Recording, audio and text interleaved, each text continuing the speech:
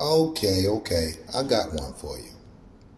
Let's say you come home one day from work and discover you got a big ass hole in your wall. Sorry about my language. I mean, some people take it as, okay, I'm sorry.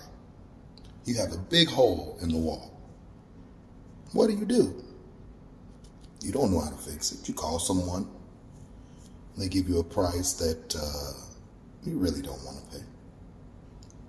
So what do? You do it yourself. I'm going to show you. And this is how. Now, for this job, you're going to need some tools. So I'm going to give you some time to gather these tools. You're going to need a tape measure, a knife, a straight edge, a piece of drywall, and a pencil. And then what you're going to do is, that hole in the wall, you're going to box it out because you're going to have to cut a circle to do a punch out.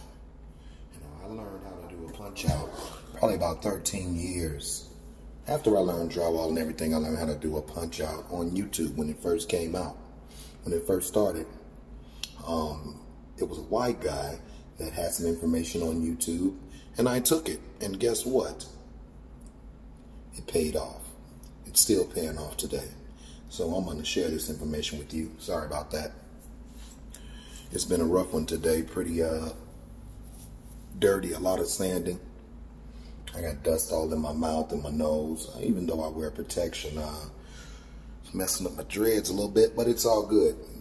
Okay, now let's get into the meat of this thing. What you're going to have to do is take your razor blade and cut this box out.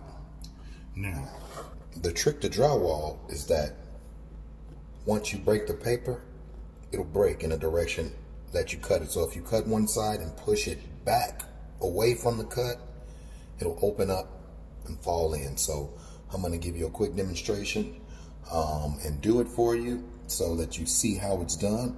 And then when you do it yourself, it'll be a doozy. You set this up properly right there. Hopefully it doesn't fall, because I haven't gotten professional and gotten a mount yet. So I'm not going to stand in your way. I'm going to do it right here so you can see it along the lines that you made with your straight edge. You can use any type of straight edge. I use a T-square, which you're supposed to use in drywall. Just makes stitching easier. You know, you use your tape measure and your marker, as well as your blade and your piece of drywall, because you're going to use a tape measure and your marker just to measure this little hole that you're going to cut out, and then you're going to do the punch out. Now watch, here we go. It's going to be somewhat quick. It should be pretty fast. This will be probably about maybe a 9-minute video, so here we go.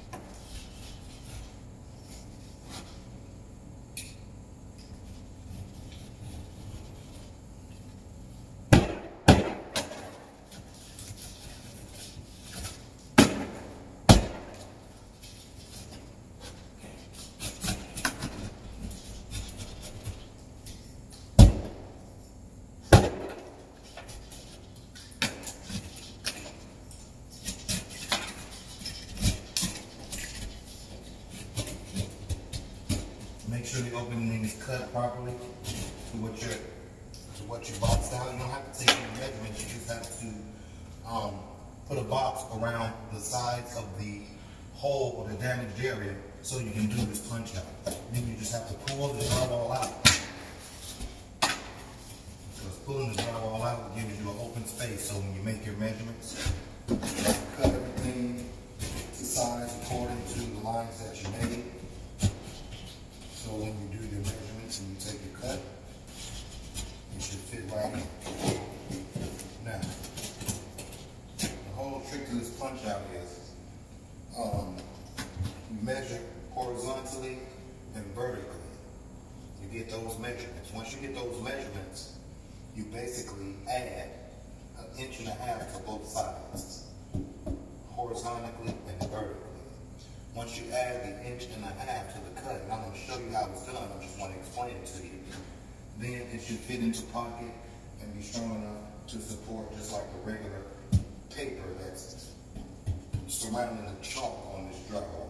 This 1/2 inch drywall, so on both sides of the paper, we're going to basically duplicate that situation without using any kind of tape, because the drywall has a science to it where it's its own tape. Okay? And I'm going to show you that in 1 second. Be back, right back with you. Okay, now this is phase 2.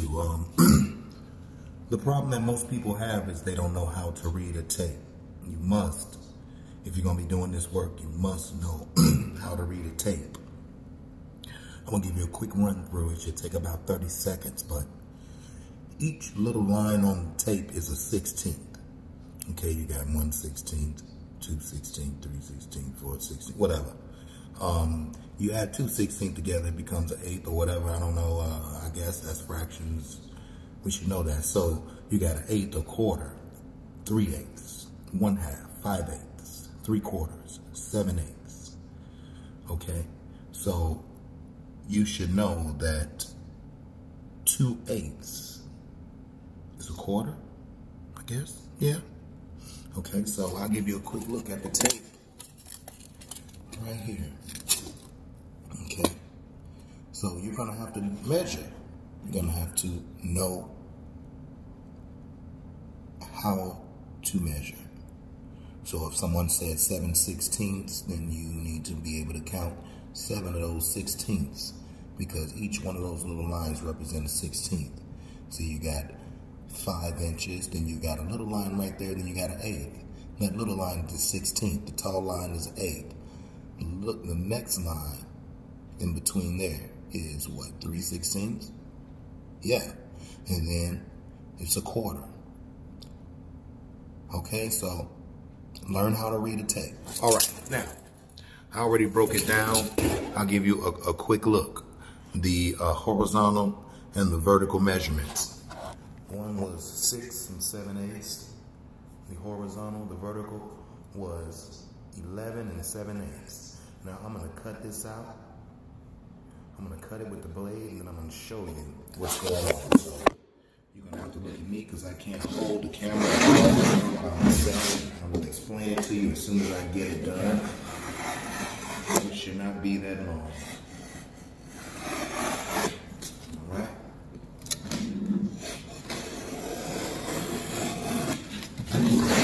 You hear me slicing? I know you hear me slicing.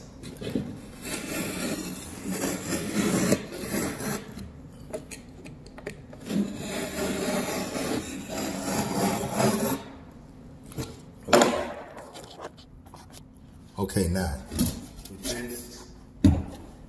this knockout, it has 1 inch on every side. And then I'm going to use as tape to mold or connect this into the wall. So I'm going to rip it apart. I'm going to show you. Let me sit this right here. It's been about 8 minutes. 9 minutes of this. Once you break the paper, you just keep the paper on and just pull upwards on it. So if you rip off away from the paper, then it leaves an edge for you, okay?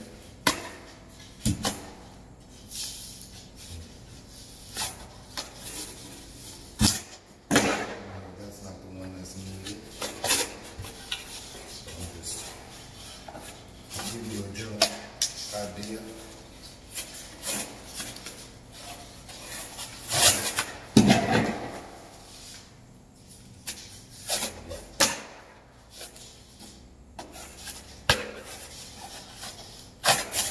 You don't have to use 1.5 inches extra. You can basically, did I cut that edge? No, I didn't cut.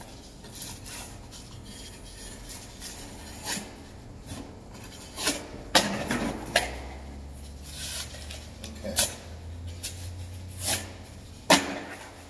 So now you see, I got some extra paper.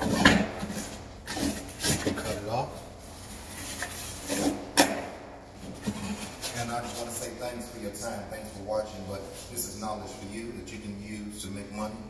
Usually just to do work for a hole like this, you need anywhere from 100 to 275 for it, depending on the size. If it's more than 3 square feet, you can get about 200 for the repair. But you also have to prime, and if they have a certain type of paint that they that was already for the unit and they saved it, then you'll have to paint it as well in order to receive that around that bracket. But it's up to you and what the customer accepts. But me personally, for a hole about this size, I probably charge you $100. Just to patch it in and sand it down. Now, if you want to add the priming and painting, then I'll probably charge about $50. So for something like this, it'll be probably about $200, $250. But that is the going price, because there are phases involved in this. It's actually 3 phases. I probably have to put 2 to 3 coats of mud on here. I won't have to tape it though, so that takes away a phase. But the priming and painting, if you can't get the same paint that has priming paint in it, but if not, you're gonna have to prime and paint it. Anytime you use new mud, it has to be primed before you paint it, or it's gonna darken out the color of whatever you have chosen for your walls. It's gonna leave that little circle or that little square that was mudded. It's gonna show. So you don't want to do that. I don't want to talk your head off. It's gonna be 15 minutes to this video. If you want to continue to watch it, that's fine. If not, I'm gonna show you how to put this in shortly. I'll be right back. Now, when you cut your punch out, get your measurements right. If it's a little tight, you can just cut along the edges here. My bad. You can cut so the punch out fits, because it doesn't have to be any special measurement. You create the measurement, you create the opening, you create the punch out. So you got to make sure that the punch out fits. So let me show you how you make sure the punch out fits. That's how you want to place it in. You want to place it to make sure that it fits in like so. My punch out is a little tight. You want to try to make it tight, but this is how it will fit. Now, okay? Now you want to get the mud. You got to pull your punch out back out. Hopefully I got enough mud. You want to hit the sides, right where the punch out is. When we put in, just put a little speckle of mud. You ain't got to be good. You don't got to be the best. You don't got to be, you don't got to know it. Okay, let me pull it down a little bit. You just got to make sure you keep your knife clean. So all this little stuff that's around here, you just push it on the pan to clean it. Okay? You can even do it twice. I do it 3 times just so it's clean enough. You take the knife, spread it over just around. So you want to run it. You smash some on the side so it closes off the punch out.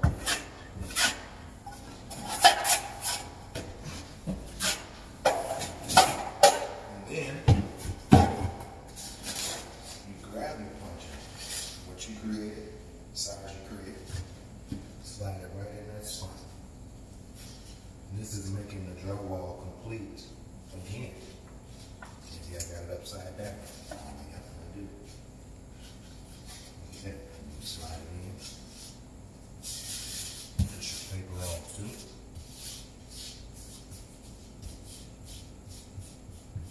Now you don't want to get messy, but when you're dealing with drywall, when you're dealing with mud. Then basically you can just go, sorry, take your knife, you see it in.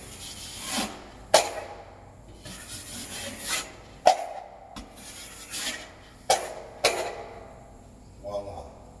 Now me personally,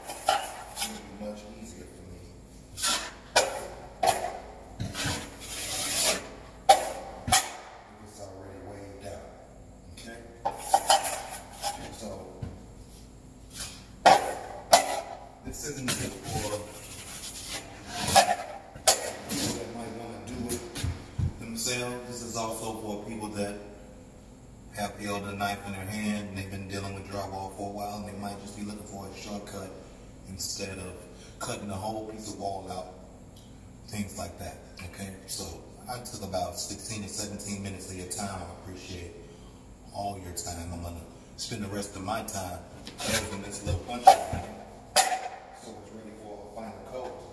But you wanna make sure that all your edges are fanned out. So you wanna put mud around the end of your tape or the ending of where the punch out is, so you can kind of smooth it in, okay? So, thank you for watching. Hopefully I helped you out. Thank you. You definitely helped me out.